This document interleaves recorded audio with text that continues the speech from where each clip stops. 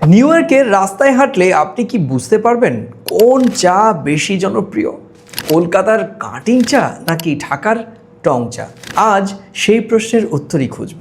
New ইয়র্কে ভারতীয় আর বাংলাদেশি দুদলেরই বড় প্রবাসী কমিউনিটি রয়েছে।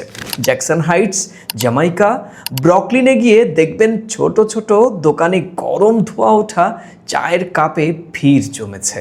আর সেখানেই কলকাতার প্রবাসীরা খুঁজে বেড়ান সেই ছোট কাঁচের গ্লাসে অল্প দুধের চা।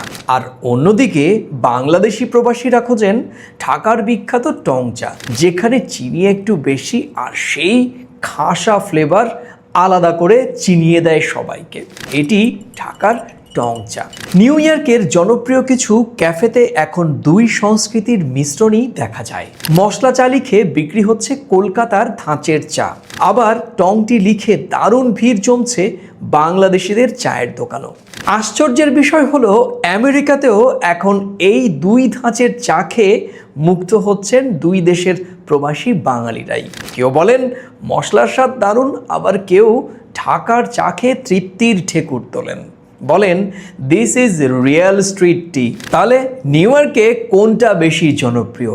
উত্তরটা একেবারে সহজ নয়, কারণ যেখানে ভারতীয় কমিউনিটি ঘন সেখানে কলকাতার চায়ের দাপট দেখায়, আর যেখানে বাংলাদেশি দোকান বেশি সেখানে টং চায়েরই জয় জয়কার। এক কথায় বলা যায় নিউ ইয়র্কের রাস্তায় আজ চায়ের আসর জমে উঠেছে কলকাতার আর ঢাকার মিলিত স্বাদে।